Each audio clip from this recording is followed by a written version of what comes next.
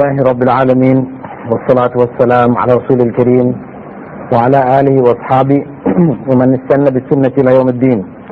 All praise is due to Allah, and Allah's peace and blessings be on His last Prophet Muhammad sallallahu alayhi wa sallam, and on all those who follow the path of righteousness until the last day. The topic of this morning's lecture is marriage in Islam.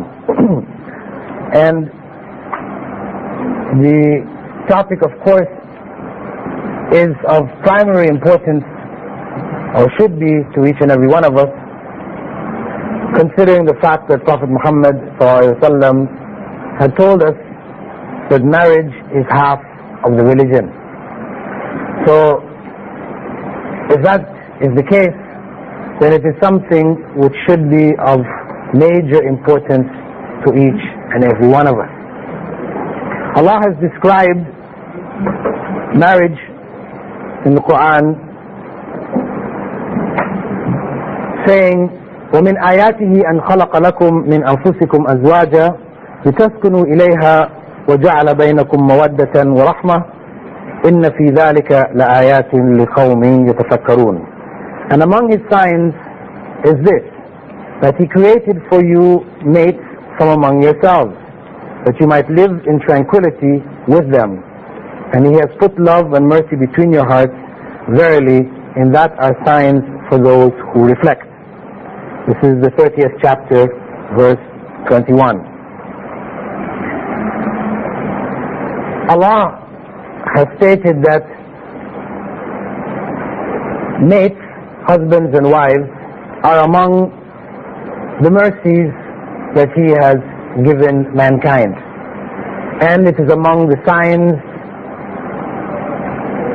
of His greatness, the signs of His majesty, His creative ability, that had Allah wished, He could have made us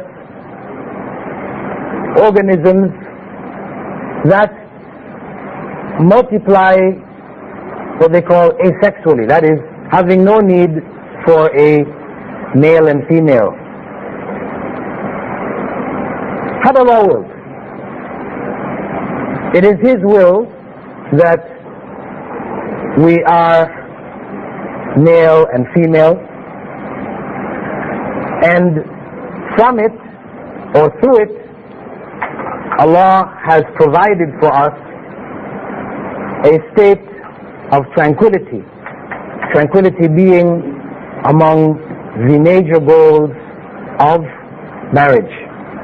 As Allah said, لِيَسْكُنُوا إِلَيْهَا.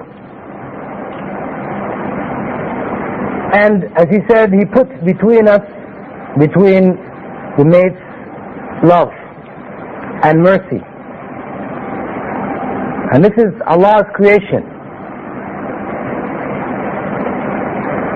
In doing so, He gives us a feeling of contentment and satisfaction in a world which is a world of struggle, of difficulty, survival. We have a particular bond which Allah has created, which provides for those people who are living in this world of difficulty an area of security, of compassion, of love, of tranquility. This is a sign from Allah. So, though oftentimes people think of marriage as being a means of procreating the species, that is, for us to have other generations of human beings, this process of marriage is necessary. It is not the primary process, because in this verse in Surah Ar-Rum, Allah doesn't speak at all about the regeneration of the species. Not to say that it is not a factor, but it obviously is not the primary factor. The primary factors Allah describes as tranquility, love, and mercy. Second, mawadda and rahmah. These are the three terms which Allah uses.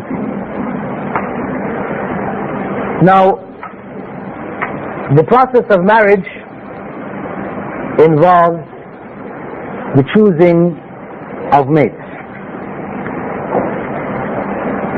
And according to Islamic teachings, marriage is not compulsory, but it is highly recommended.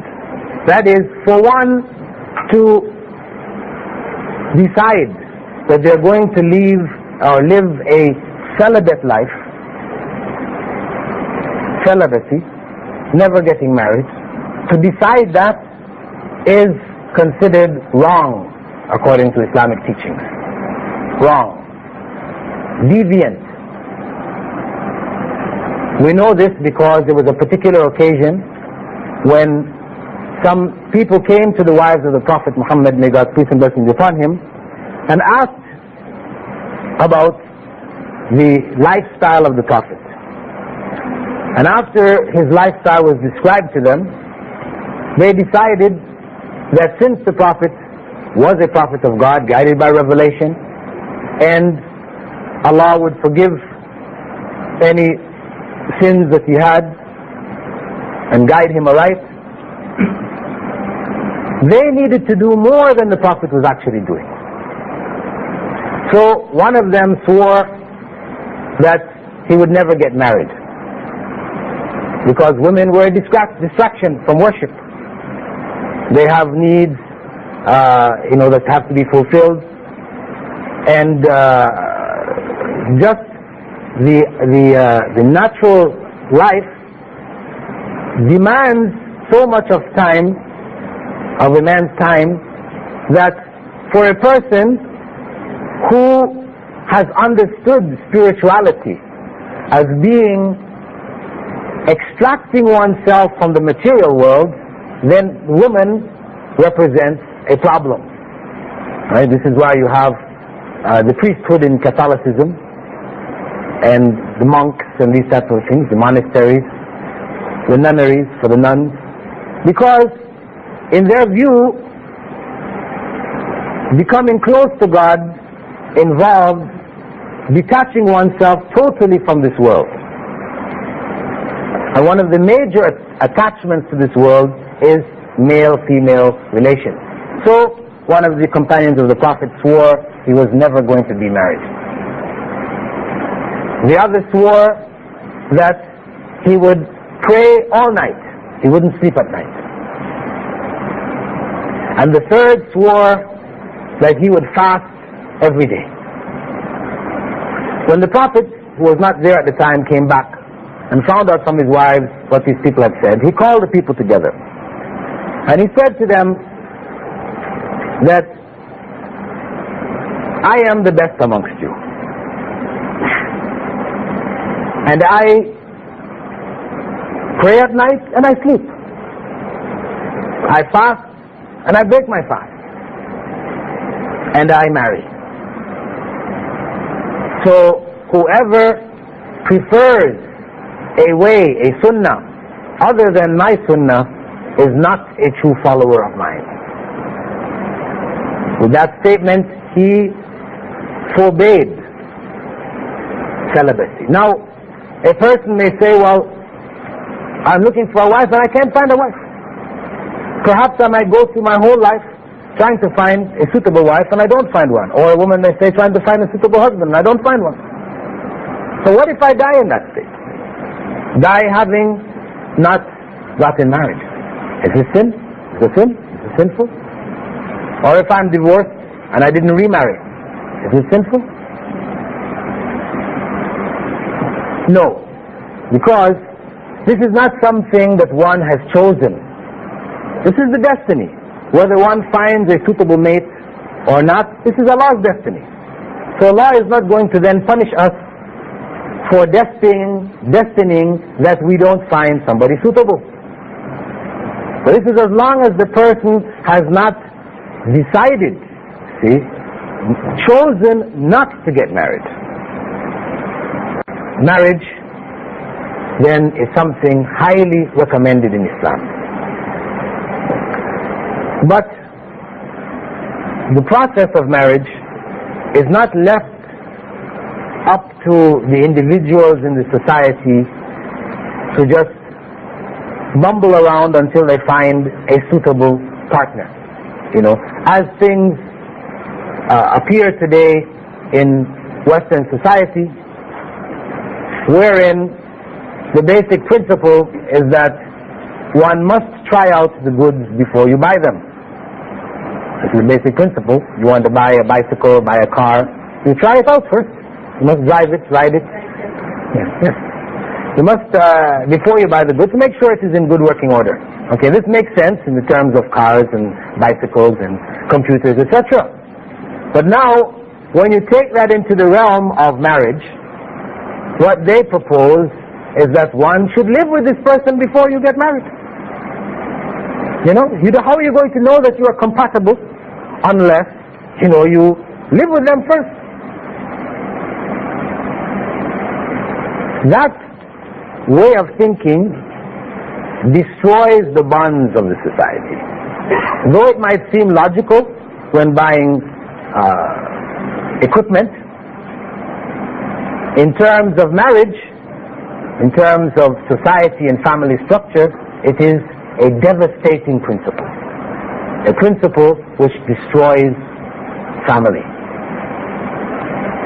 Because studies have been made on people who marry having lived together for years and those who marry having never lived together.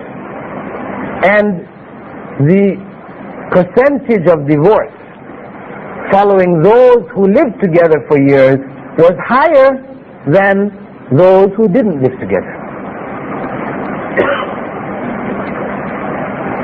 Those who had lived together, got to know each other, and then got married, the rate of divorce amongst them was higher than those who never lived together before getting married.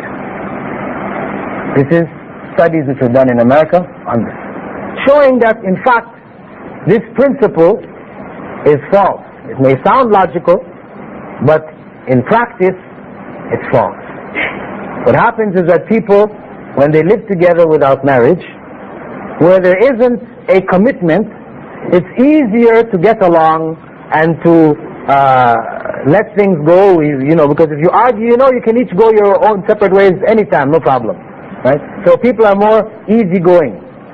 Whereas when there's marriage and there's commitment, you see, then people may have second thoughts in terms of making certain decisions, etc., etc. They have to listen to the other side, they have to work things out. There's more pressure on them to work things out. So those who had been living in an easygoing way, when they got married, it was so, it contradicted the way that they lived before, it became uncomfortable. They will say, I liked her when we were just living together. But when we got married, then she started to say and argue and this, and they can't deal with it anymore. So marriages break up at a higher rate. In the West, where relationships between males and females are unrestricted, where virginity in both the case of males and females is considered something rare in general, marriages are ending in divorce at an increasingly higher rate with every decade. In America, it is well past 50% already of marriages within the first 2-3 years of marriage end in divorce. So the process of choosing mates obviously cannot be left to the individuals to experiment, to bumble around in the society.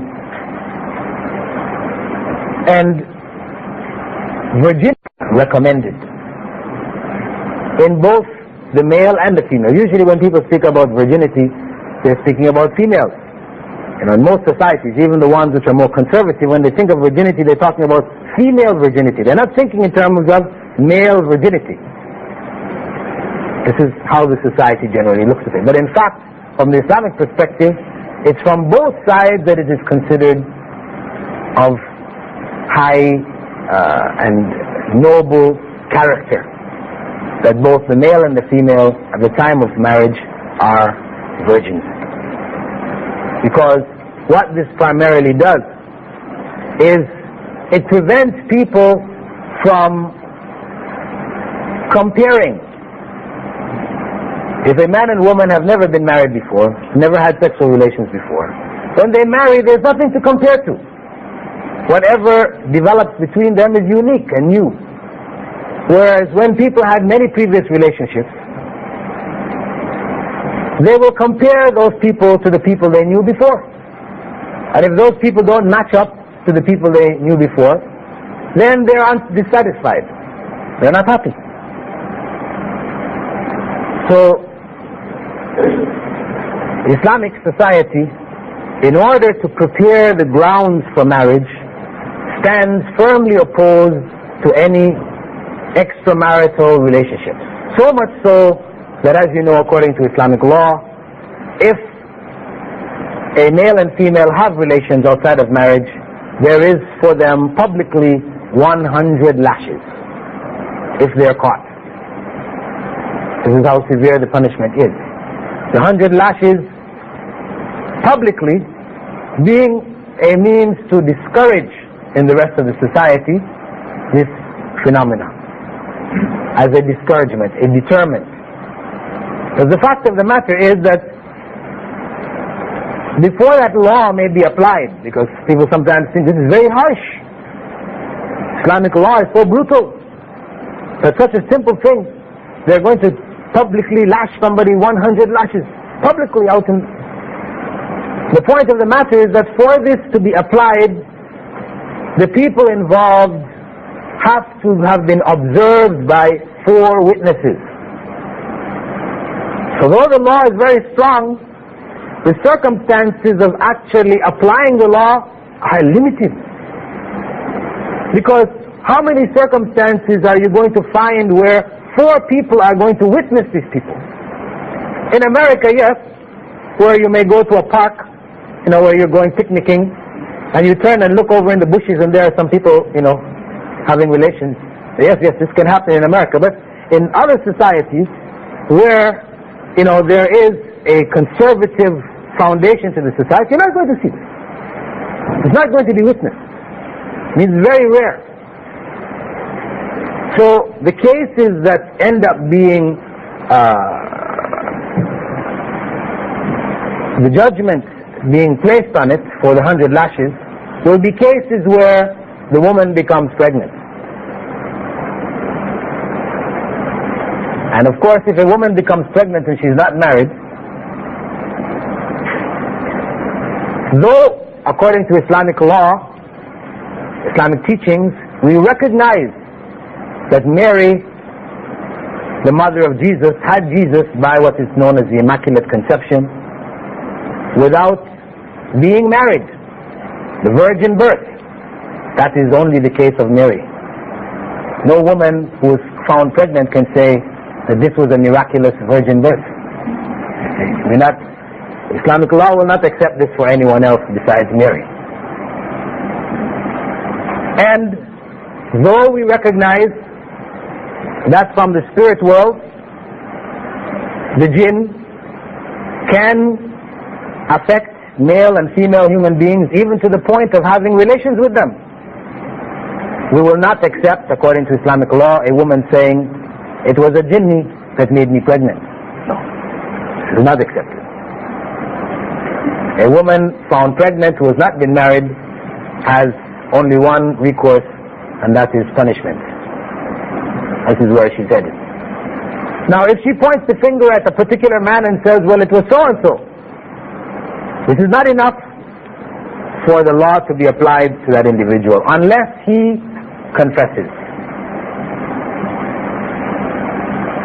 So, Islamic law is very strict with regards to relations, though it recognizes that male-female relations are from Allah's creation, His mercy. It is restricted to the bounds of marriage. And this is for the health and proper development of the society.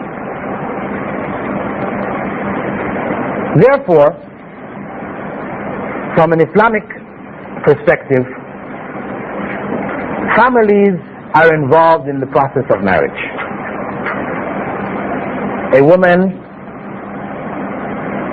cannot be married without a guardian. A guardian being a male relative,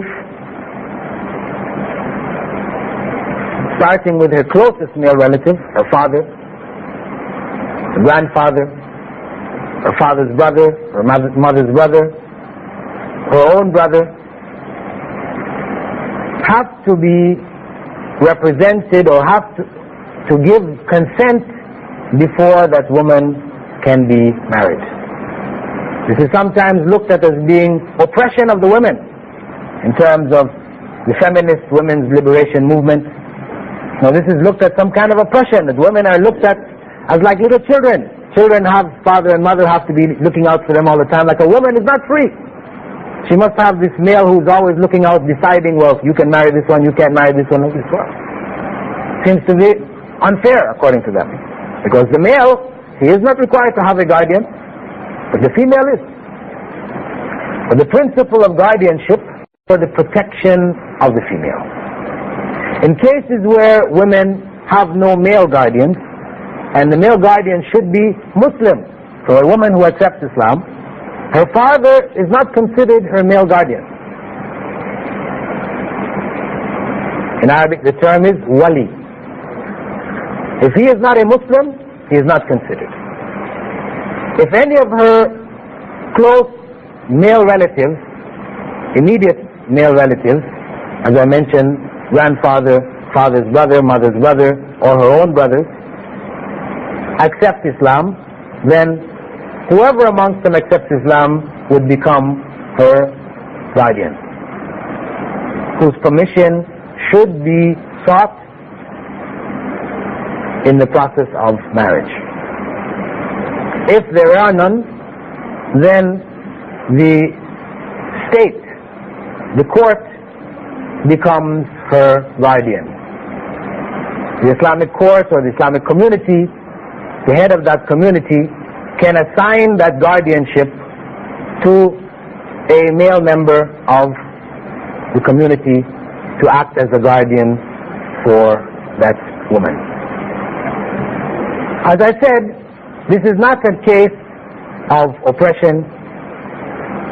This is not a case of considering women to be incapable of looking after themselves. This is a case of the society seeking to protect women. Because the person who loses or who is harmed in any relationship which is not legitimate primarily is the woman. She is the one who is harmed. Therefore, a greater effort has to be made in the society to protect her, to protect her interests. So, a guardian is required in the case of the woman, not necessarily in the case of a man. However, when a man is getting married, he still seeks the approval of his family. The approval of his family. Why? Because the marriage is not, from an Islamic perspective, the marriage merely of two individuals. Doesn't matter about the rest of the family, because you're a new family and you make your own way in society. You have no regard for anybody else's opinion, etc. But it is considered to be the marriage of two families. Two families are coming together. two families are coming together. Because these two families are coming together, then the opinion or feelings of the members of both of those families should be taken into account. However, the man is not bound by the opinion of his family. His marriage can go ahead even if they don't agree. Though today, in much of the Muslim world, where the family structure is still very strong, males will not go ahead in marriage if their parents disagree. But in the case of females, it isn't possible if the parents disagree. Except where the reasons for disagreement are un-Islamic. If a woman wants to get married and the parents refuse to allow her marriage based on un-Islamic reasons. Un-Islamic reasons meaning that the male who has proposed marriage, they consider to be from a lower strata of society. His family background is this, that, and the other. Or is from a different tribal grouping or so-called race. Or it may be in terms of their image of what the person should look like. Maybe he has a beard and they feel that beards are ugly. You know, it is something which is not becoming. So, where the parents have taken objection for un-Islamic reasons, then the woman has the right to approach the court and seek for a new guardian to be assigned to her, whereby she can get married. And why Islam provides this option is because, as Prophet Muhammad ﷺ said, if a man proposes and you as a family are satisfied with his piety, his religious devotion, that he is a pious person, meaning fulfilling the Islamic duties, and of course has the means to look after a family. I mean, there are other basic conditions taken for granted. Then if this person is denied, is not allowed to marry, then there will be corruption in the land.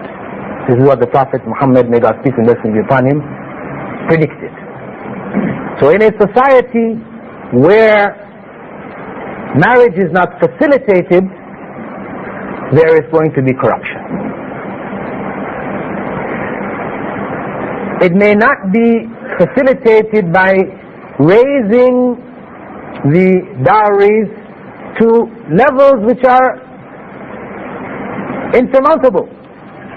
The family may say you have to give a dowry of 100,000 dirhams, provide a house and a car and a this and a that, and you know.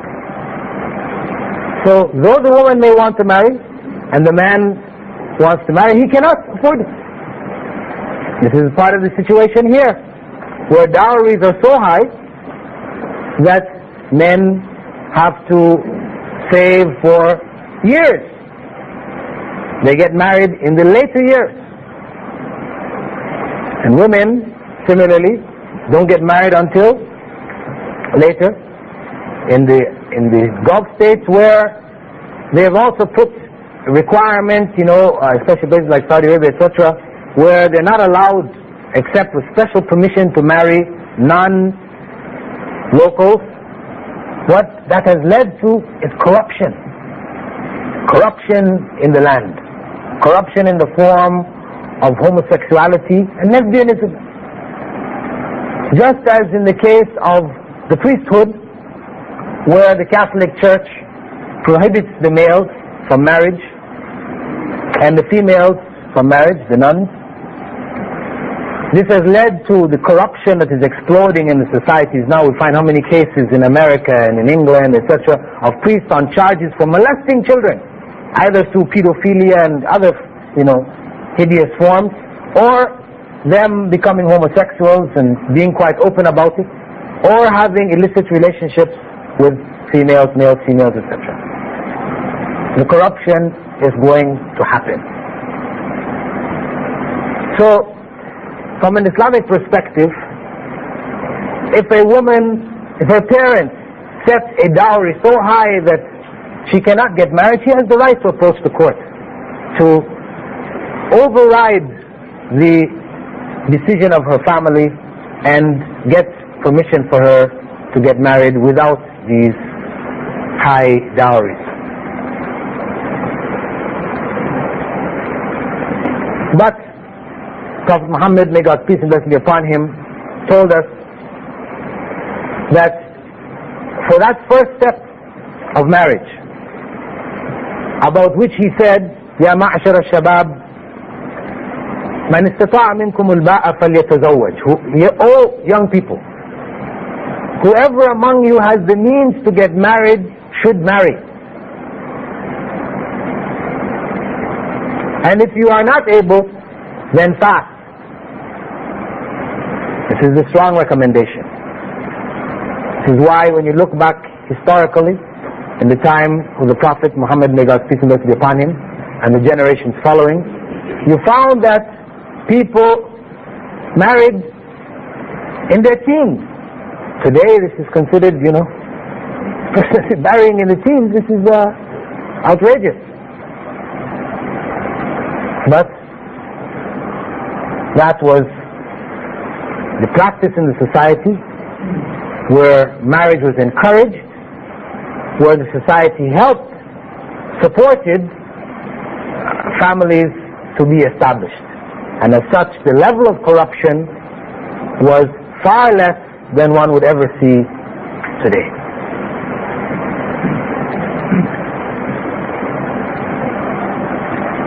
Built on that is the general recommendation the Prophet Muhammad ﷺ made with regards to choosing a partner for marriage. He said that women, and in the same case women in relationship to men, are married for 4 reasons: for beauty, for wealth, for family status, they're from a big family, a famous family, whatever, or for piety. And he said, marry the pious and you will be successful. Success lies in marrying those who are pious. Now, this does not mean that though piety is primary, it doesn't mean that one marries a pious male or female even though one doesn't find that person to be attractive.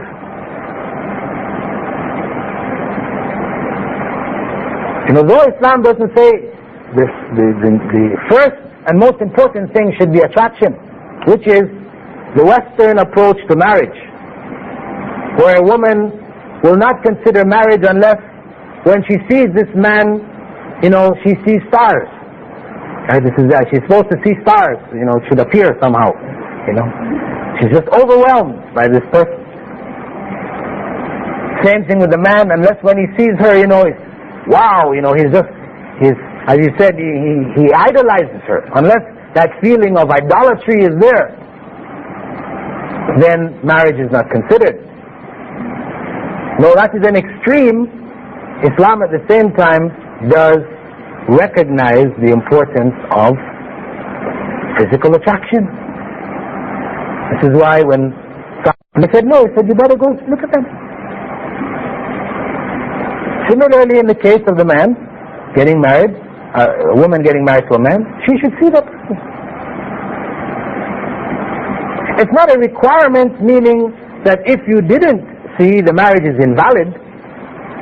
Because I know of families too. Some brothers, they accept their mother's choice and that's it, finished. Their mother chooses a wife for them and that's it. They'll marry and they'll be fine, happy. But this is an exception. And that kind of arrangement ultimately leads, if it becomes general, it leads to a breakdown of relationships, harm in relationships. This is why we have the famous case in Sahih Bukhari of the woman who came to Prophet Muhammad ﷺ and said to him, I have no complaints about my husband regarding his piety, nor his looking after me.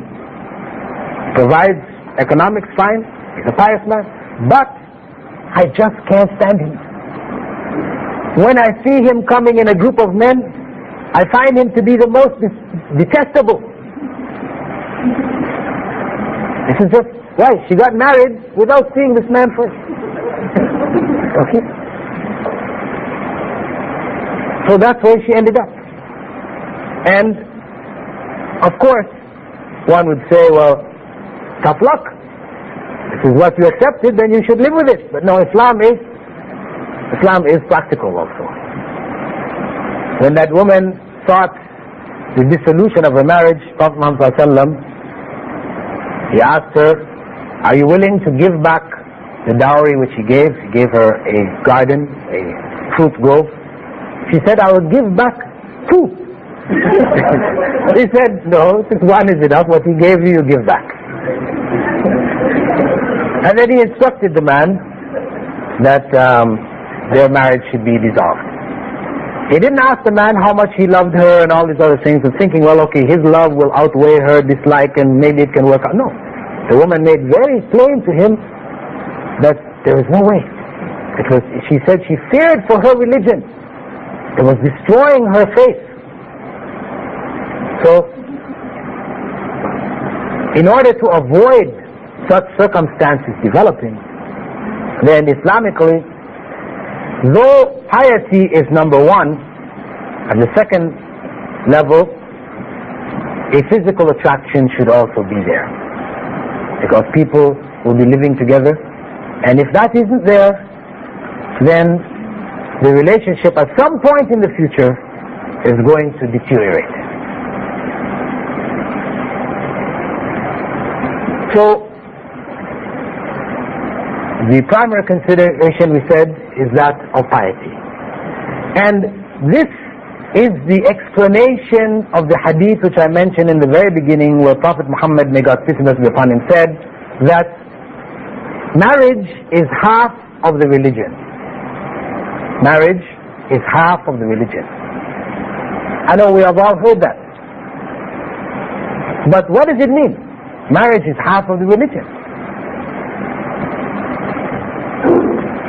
Marriage between two God-fearing people becomes half of the religion, meaning that each is supported by the other in fulfilling their Islamic obligations. When a person is on his own or her own, they have to pray 5 times a day, give their zakah and all the requirements of Islam, their charity, what is obligatory on them as well as what is recommended. Because though we give the compulsory charity, this is only training for us to give voluntarily charity. Though we fast the compulsory fast of Ramadan, this is only training for us to fast voluntarily. Because fasting and charity are a way of life, woman.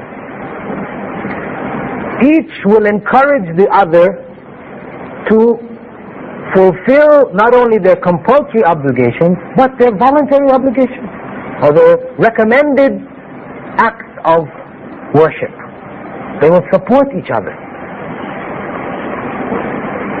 If a woman is married to an impious man, and the morning prayer comes in, he will not wake her up to pray? Because he's not praying himself. And vice versa. Whereas, where a pious man is married to a pious woman, then each will wake the other up to pray. So that is help in fulfilling that obligation. That is a particularly difficult obligation for most people. The morning prayer, about which the Prophet Muhammad, may God's peace and blessings be upon him, said, it is most difficult on the hypocrites. Right? That is something that in family, in marriage, both the husband and wife should be particular about helping each other fulfill. Because it's one of the signs of the hypocrites, that they don't wake up for the morning prayer. That is their norm. And so on. Through the various obligations, that by having two pious individuals, each supports and helps the other. So it means that they're strengthened. Half of their religious obligations become much easier for them because of the support of their mates, their pious Muslim mates. And the rest, which is outside of the family circumstance, Prophet said, fear Allah in the remainder. When we leave our homes, we go to work and our jobs, whatever circumstance we exist in outside of the home, then we have to fear Allah in that other part. Because the family is no longer there to help us. We have to remember Allah to succeed in the other half. Similarly for the woman, when the husband is gone, if she's at home looking after the home, then she's on her own now. She has to fear Allah in looking after the affairs of the home,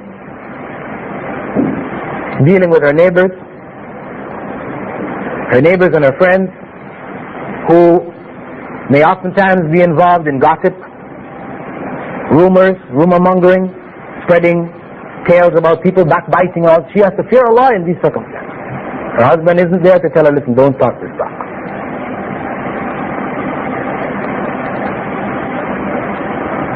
So, the basis of the marriage, we said, is piety. The guardian should play a role, particularly in the case of women.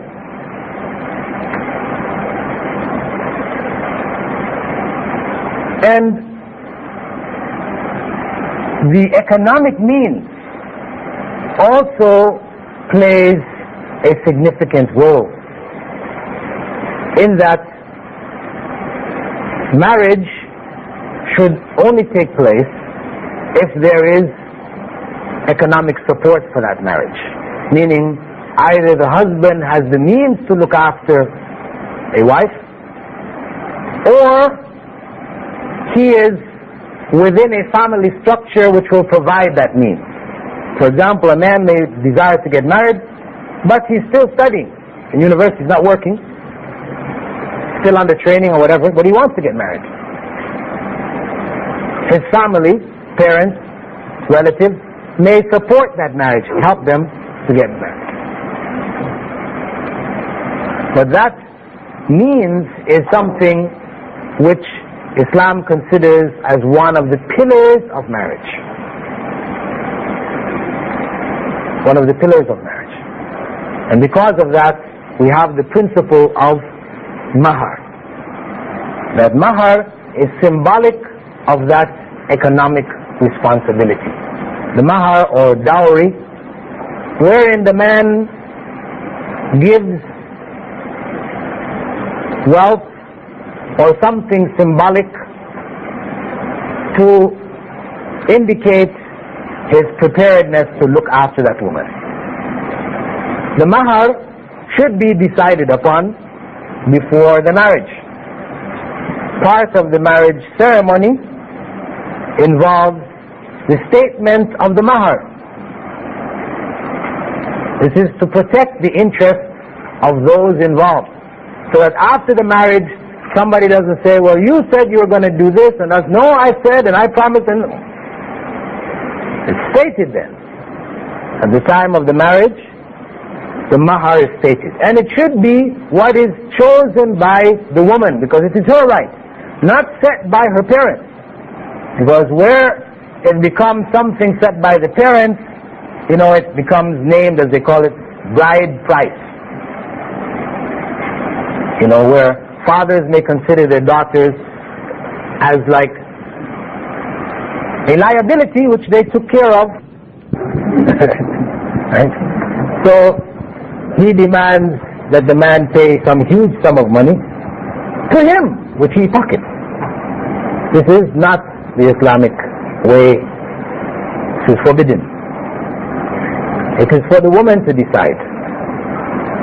And it can be as little as teaching her the Qur'an. In the time of Prophet ﷺ, marriages were agreed on a mahar where the man was responsible to teach the Qur'an that he knew to his wife. That was the mahar. Or it could be whatever figure the woman sets. If a man wants to marry and she sets a figure which is beyond his economic means, this is a subtle way of saying that she doesn't want to marry him. Right? Maybe she's shy to tell him, no, I don't want to marry you. So she sets a mahar so heavy that he can't deal with it. Okay? It's her right.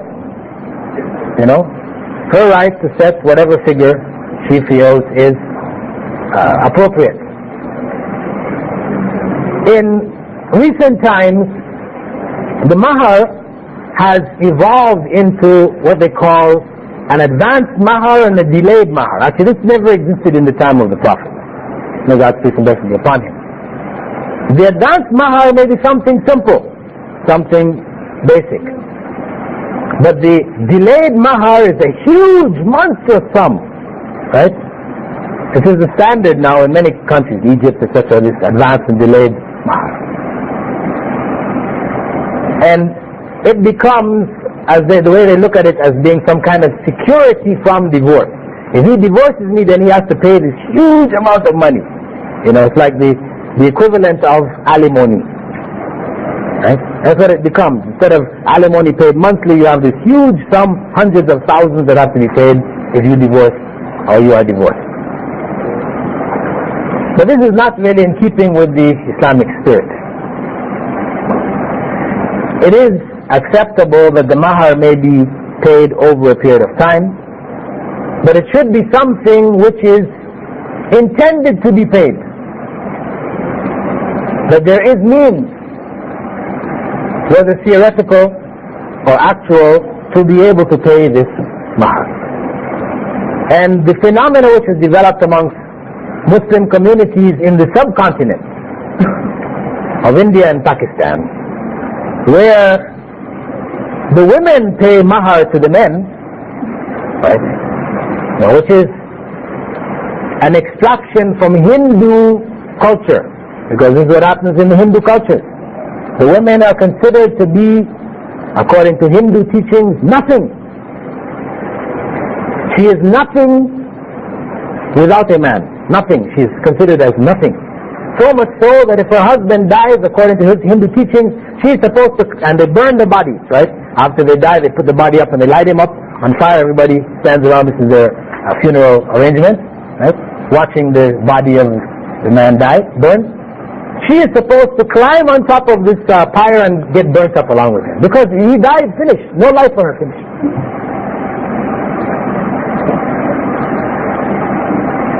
This is their view. So naturally, the woman is considered a major liability for them. Right? You want this woman to get married, she now must pay the man huge sums of money to get married.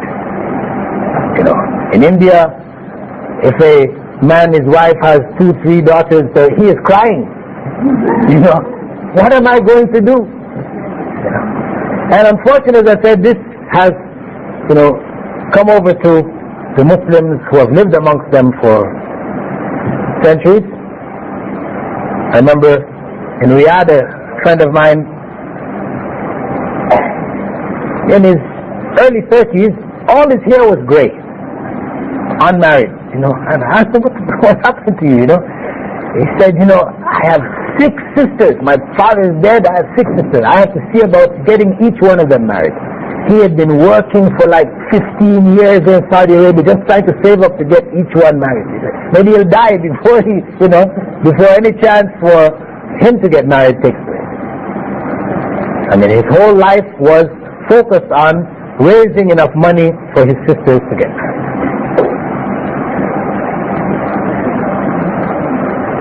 As I said, this is harmful to the society.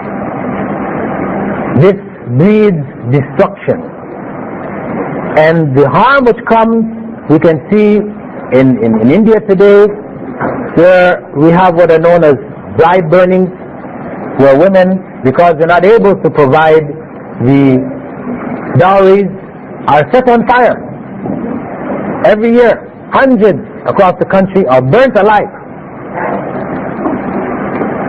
And an expression of this is found in the abortion of female infants, where when a woman gets pregnant, she goes and gets ultrasound to determine the sex of her child. When she finds out it's a girl, she aborts it. This is happening on such a large scale in India that the proportion of women to men has changed. Now, in much of India, there are more men than women. This is something you go around the rest of the world, it is the opposite. All of the major societies around the world, there are more women than men. This is a result of biological as well as sociological reasons. The wars, the crimes, etc., all of this involves males. So males suffer, die primarily in a society. Women live longer than men, biologically. Allah has just put it so that the biological clock of the woman does not run out before that of the man. So if you go around the world and you look at those people who are over the age of 60, you'll find that the ratio of women to men is phenomenal. The higher you go, it becomes even more and more phenomenal. This is the destiny of Allah. But in India, there are more men than women. How did that take place? Because of this infanticide which is taking place today. It's also happening in China for other reasons. The other reason being that in China, couples are allowed only to have one child. So if they have one child, they want a male child. Because the male can help, he provides strength to the family. He can help in the fields, he can, build, so and so, like this. So they want a male. So the same thing is involved there, where girls at birth are killed in the millions. So you find also in China that the ratio has changed. So this is abnormal.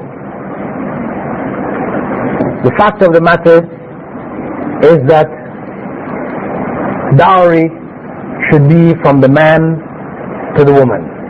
As I said, primarily as a symbol of his preparedness to look after the woman. And this is expressed in the Qur'an, in Surah An-Nisa, verse 35, in which Allah said, men are the protectors and maintainers of women, because Allah has given the former more than from their means. Therefore, the righteous women are devoutly obedient and guard in their husband's absence what Allah would have them guard. But the relationship in marriage is that the male is primarily the provider and maintainer of the family structure. This is his responsibility. The corresponding responsibility, as Allah describes here, is that for women to be devoutly obedient and guard in their husband's absence what Allah would have them guard. Man's responsibility to provide the home and the means to look after that home. The woman's is to be obedient to from the Qur'an and to guard the honor of the household. This is an important point because you have an expression amongst Muslim female feminists where they will argue that in nowhere does it say that they are responsible to wash the dishes and to cook the food. You cannot find any instruction from the Prophet, may God peace and blessing be upon him, where he said the duty of women is to cook the food and to wash the dishes. True. You won't find any instruction like this. The Prophet didn't make that as a particular instruction. So,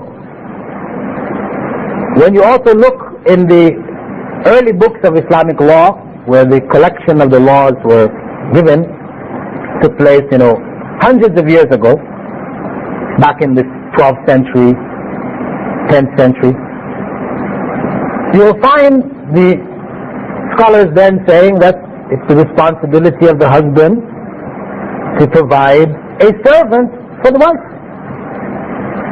So, these feminists looking back now and say, hey, this is it. We're not supposed to cook and to clean and to wash dishes, etc. You're supposed to provide us with a servant. It's not our responsibility. But of course, the reality of the matter is that was a time when servants were easily available in the society. There were many people willing to work at that level. Just as a place to live, whatever, they would live in a home as a servant and grow up in that home.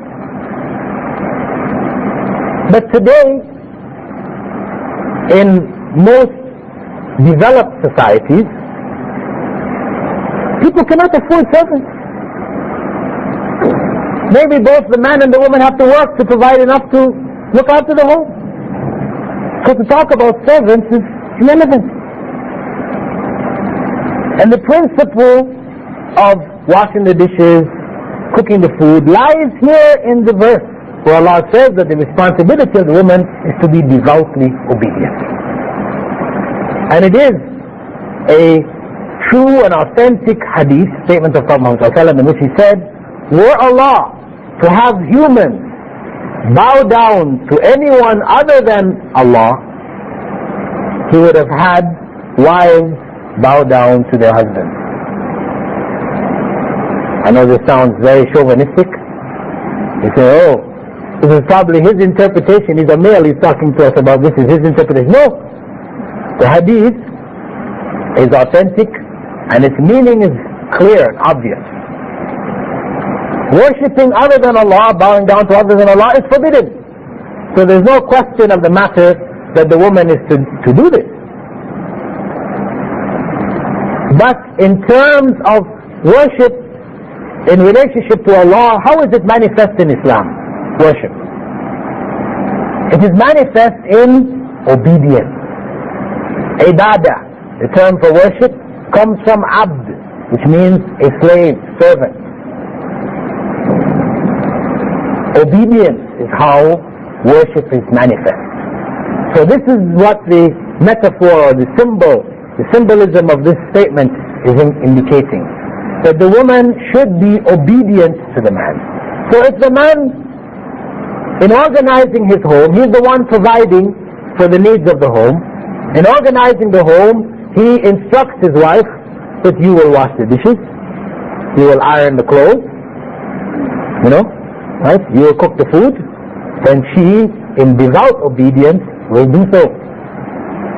That's share in the ironing of the clothes, etc. Because the example from Prophet Muhammad ﷺ was that he used to stitch his own clothes when they got torn. He stitched it, his sandals. So he was involved. He didn't leave everything to the women. So the idea of helping the women is there.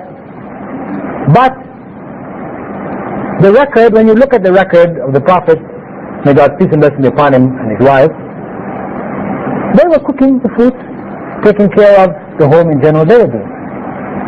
That is the normal pattern. And as I said, if a man instructs his wife to do so, then she is obliged to do so. Because in the Islamic marriage, the rights and the obligations are such. Prophet Muhammad ﷺ said, and the hadith found in Bukhari and Muslim, you have rights over women in that they are not allowed to let anyone you dislike into your home. If they disobey you, you may spank them lightly. And the woman's right on you is that you should clothe her and feed her justly according to your means. So, the relationship primarily, this is outside of the love, the concern, the other emotional things which have to be there in marriage. The relationship is that the man has to provide for the home and the woman has to maintain, look after that home, obeying her husband and doing so in all that is halal, that is permissible. There's a line, it's not an open line that she must obey him in anything he says. No. Whatever he asks her to do, which is permissible, acceptable Islamically, then she should do so. It doesn't mean then also that the man becomes, a dictator, where he just commands, do this, do that, because these issues of love and compassion, etc., have to be there, and that's not going to function in a dictatorial circumstance. That he should take advice from the woman, hear what she has to say, her opinion, etc., especially in matters which concern her directly. He should be willing to listen to them, take benefit from them, but the decision finally is in his hands. After listening to her counsel, the decision rests in his hands. It is not a situation of equality. It's the reality. Men and women are complementary. But Allah said, وَلَيْسَ الذَّكَرُ كَالْأُنْثَى, and the males are not like females. It's a complementary relationship, but not an equal relationship, which the West tries to promote now. It should be equality. But if it is an equal relationship, and both partners disagree, then what? See, this is one of the big factors which leads also to divorce in America today, in the West, where neither one is prepared to compromise. Then what else was left but divorce? If the final say is not in the man's hand in the end, then ultimately what will be the result is divorce. So the responsibility, the final say, is in the hands of men. The society is an extension of the family. And this is why Prophet Muhammad ﷺ said that any people who make women the head of their affairs will not succeed. Sounds kind of unfair, but the family is a small version of the society, where women are put as the head of state. Corazon Aquino, Banazir, and these others, Thatcher. The society is at danger. This is the statement of the Prophet Muhammad, may God keep him upon him. Historically speaking, very few societies have been ruled by women. A minority. Very few.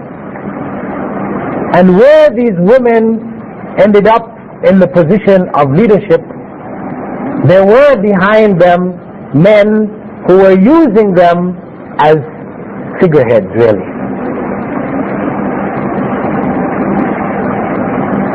Because the strength ultimately in the society is in the hands of the men of the society. This is the reality that we live in. This is the destiny of Allah. Some women look at it, the feminist movement look at it as being some form of oppression. That men have forced themselves upon women. Where you find books, recent book published, men are from Mars and women are from Venus. They're from two different planets. And Mars is the god of war, right? Venus is the goddess of love. Women are compassionate, loving. The men are warring, fighting. That they have forced themselves upon the women and denied them expression of themselves throughout history.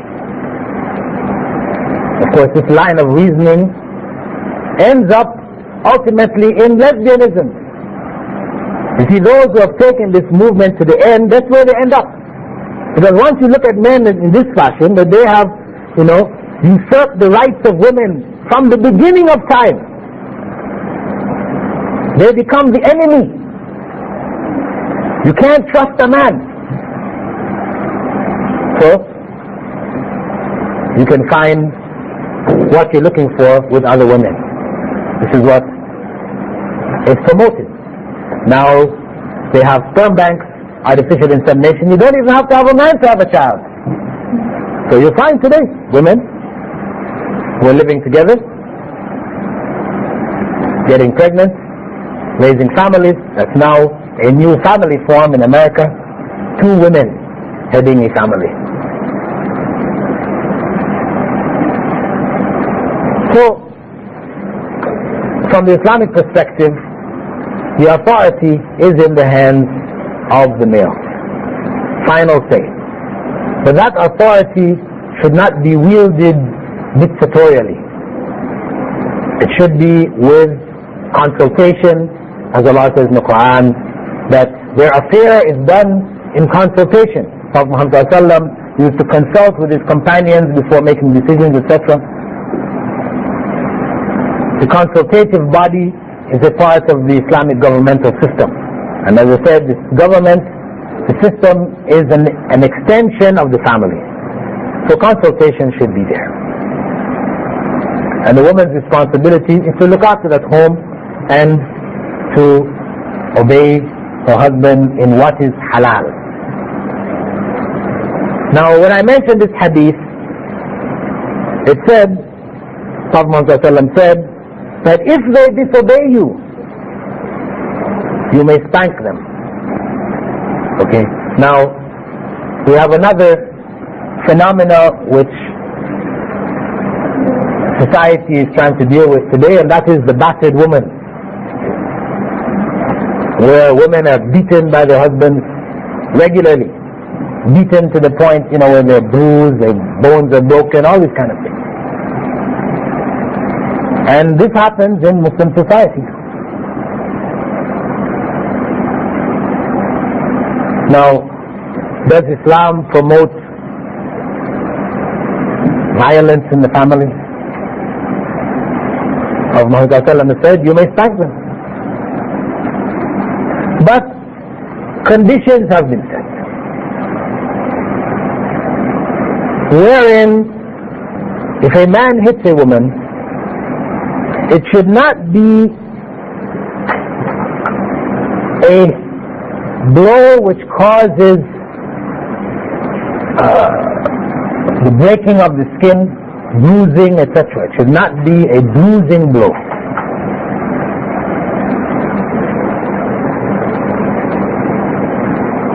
It should not be in her face, no matter how light it is.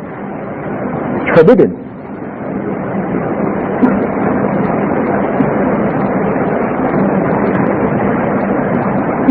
And it shouldn't be for minor errors. A woman is bringing the tea and she drops the tea. It is something you may see in families today. Woman drops the tea, the husband whack. This is not permissible. Prophet said, if they disobey you, not if they do something wrong, if they've made a mistake, that means every mistake you're just there, you have your stick, you're just,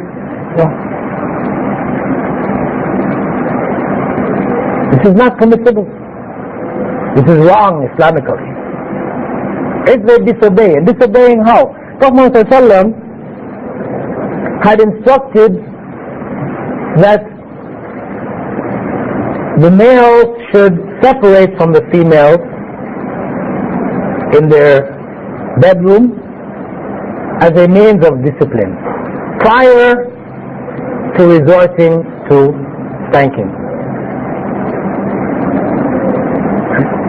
As Allah says also in the Qur'an, that if you fear that the woman will not obey, that you may separate in the bed. This is as a means of trying to bring order back in the family, to show a means of authority or discipline in the home. And if this doesn't succeed, then the man may spank her lightly. Not meaning that he takes her, puts her over his knees and he's, hitting her like you hit a child, etc. But that in instructing her, you should do so and so. And she refuses, that he hits her. As a means of catching attention, trying to bring her to her senses. Not getting in the ring, putting on the gloves and going 3 rounds, 5 rounds. No, this is not, this is not the idea here.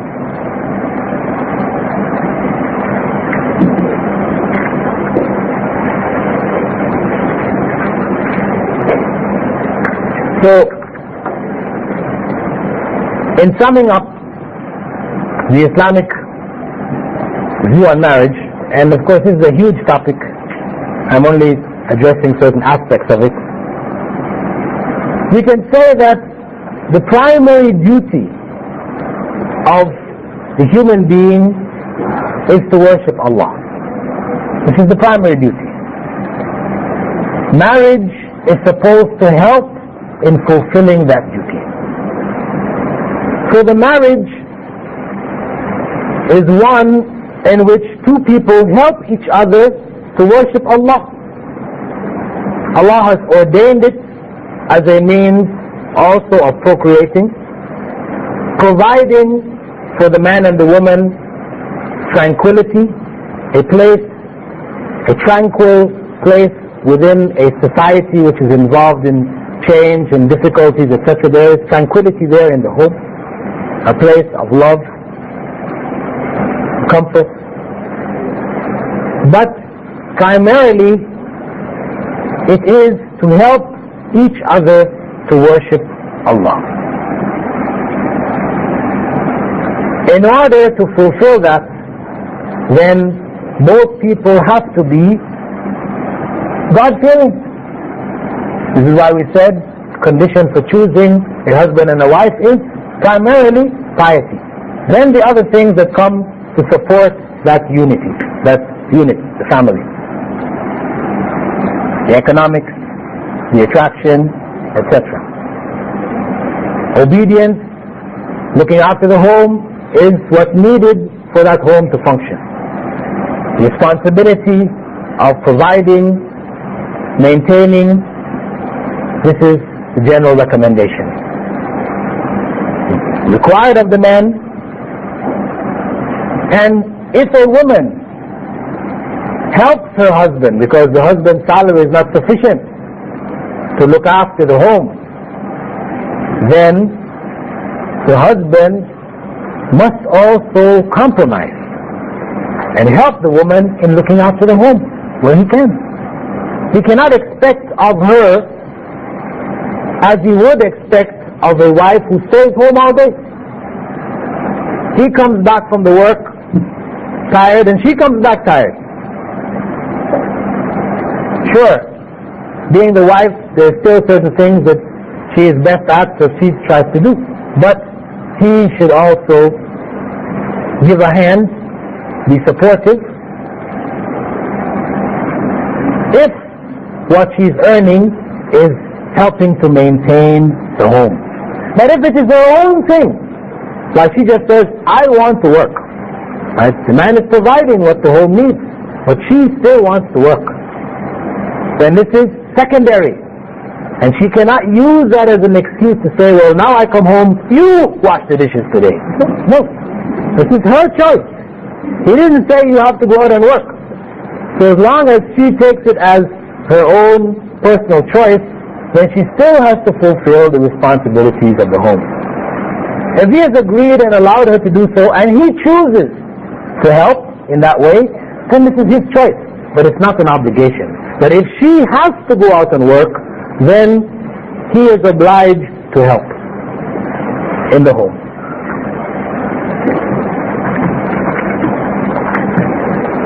In order to allow some discussion or feedback from you all concerning marriage, I think we'll stop here.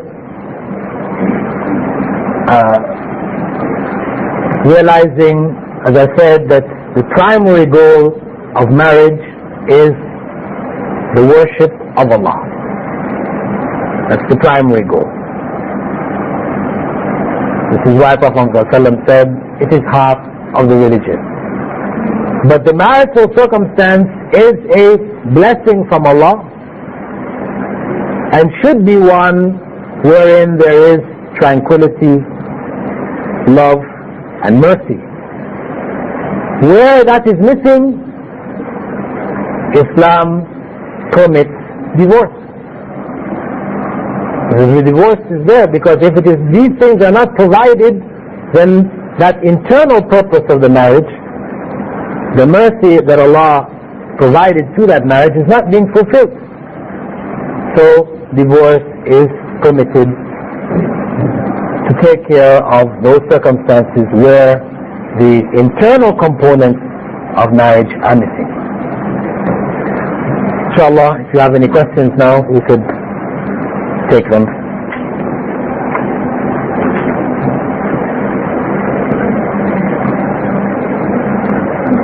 Does Islam allow women to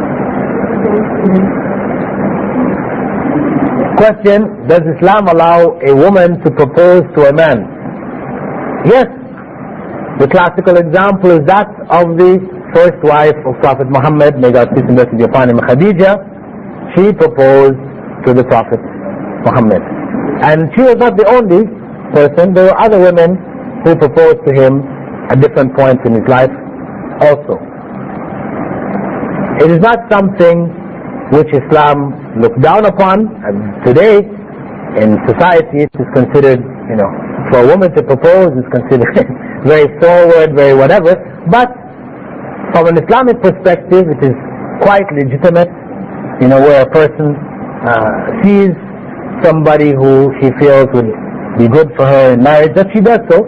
It may not necessarily be direct where she goes and speaks to the person directly, but it may be through an intermediary. She asks somebody to tell his friend who will tell him, like this. But it is perfectly legitimate and permissible. Very sure, thank you. I understand that your answer is in Islam. here in the country now? Well, I mean, I've heard this also, but I've not seen authentic evidence, right? You know, miswak. And, you know, there are some people I see with miswaks that look like branches of trees, you know. I mean, you open the door once you know, go out to things in terms of objects, etc., you know. Okay, if you use a miswak, okay, you can use a slipper, you know. There wasn't anything clearly specified, but the point is that in hitting the woman, it should not be bruising, causing blood to flow, anything like this. So it obviously has to be something which is very light.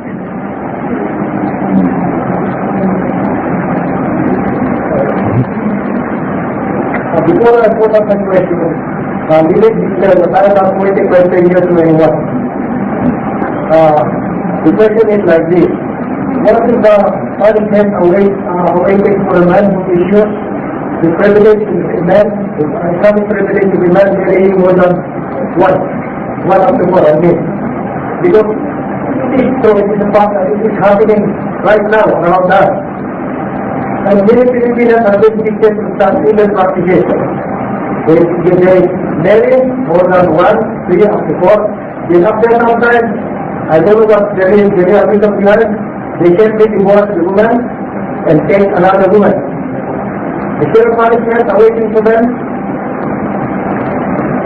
The issue of polygamy and divorce in polygamy is no different from monogamy and divorce in monogamy. In presenting the topic of marriage, I didn't go into issues of polygamy because from an Islamic perspective, it is an extension of the marriage system. It's not another system. It is one. If a man marries a woman and divorces that woman, and marries another woman and divorces that woman, and marries another woman, divorces that woman, he's only marrying one, but marrying and divorcing and marrying and divorcing and marrying and divorcing. Obviously, that person's intentions in terms of marriage is suspect, and this will be ultimately between him and Allah on the Day of Judgment. There is no punishment in the society because marriage is permissible and divorce is permissible.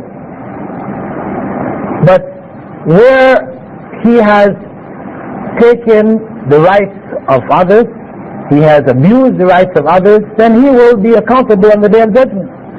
Those women who were abused by him will have the right to take from his good deeds on the Day of Judgment and put from their evil deeds on his scale of evil deeds on the Day of Judgment. So whether it is a man marrying one woman, divorcing that one woman, then marrying another woman, or he marries two women and divorces the two and marries another two, or three and marries three, you know, it's not an issue of whether he married four and then he divorced one, or he married three and he divorced one, or two and he divorced one, or one and divorced one. It's all the same. The intention involved in divorce and marriage is known to Allah. In a society where the person has shown himself to be abusing women, then the society should take means to protect themselves from that individual. This is the bottom line. But if we consider that in these times where people marry for a number of different reasons, then it is not surprising that after periods of marriage things don't work out. Where the primary principles are not observed, then the chances of breakdown is greater. Where the society's values in terms of what is expected of a husband or is expected of a wife has become distorted, then the chances for divorce is increased. Pregnant unmarried women start for adultery. And she finds a certain man, but this man refuses But if he wasn't sick, how do we say that? If a pregnant woman is charged with, it wouldn't be adultery here, to be fornication, right? Huh? Unmarried, yes, so it's fornication, not adultery, right? Fornication, and she points out a particular man and the man denies the charge, then nothing can be brought against him. He denied that In truth, in fact, it was him. This is something between himself and Allah on the Day of Judgment. Because her pointing the finger is not evidence. She could point the finger, you don't know whether, unless there is, we said that for the law to be applied, there has to be witnesses. There has to be witnesses. So her evidence is not sufficient. 4 witnesses. Her pointing the finger is not sufficient. So it's between this individual and Allah on the Day of Judgment. Of course, he will be punished. She will get her punishment in this life, in an Islamic society where the law is applied. She will get her punishment in this life. And if she takes it patiently, seeks Allah's forgiveness for what she has done, then there is no punishment for her in the next life.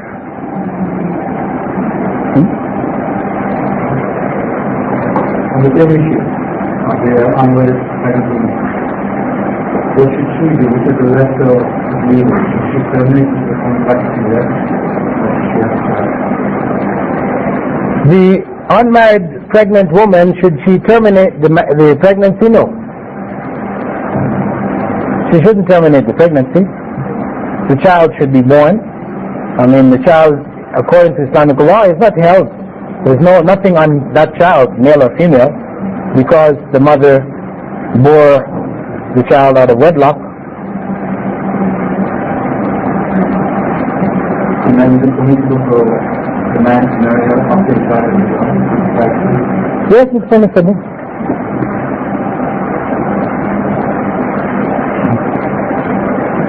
The woman physically trying to keep that person, he has to, when the transport becomes already, they will be an Islamic government. The Islamic court becomes that. What is doing in the country, transport in the site, rather than what to do. So in places where the Islamic law is not in effect, then you have the community, right? There are usually communities there with an imam who is head of the masjid and head of the community. Then he can stand as the guardian for her, in place of the state. And he can assign either himself acting as her guardian or assign the guardianship to somebody else in the community. Virginity is applied to man, Muslim man. How could we speak to the virginity of man?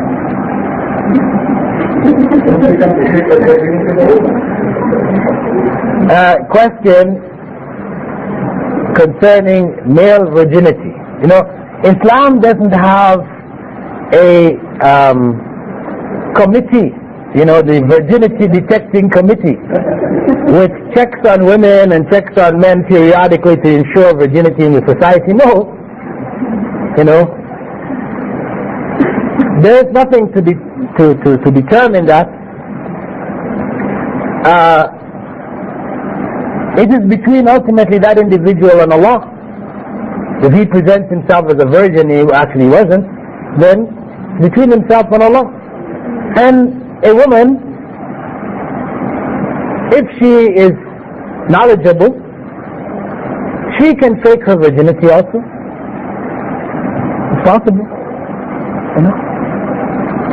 So ultimately, it's not an issue that if people get married, the man cannot run out and say she wasn't a virgin, right? If she admits to him that she wasn't afterwards, but had married him on the basis that she was a virgin, then that is legitimate grounds for divorce. or annulment of the marriage. This is considered to be deception. Similarly, if the male has some disease, sickness, physical impairment, whatever, and he did not inform the woman's family about it before marriage, and she finds out afterwards, this is grounds for annulment of that marriage. Because it is a requirement that prior to marriage, all that kind of information has to be put on the table, so both people know who in fact they're marrying.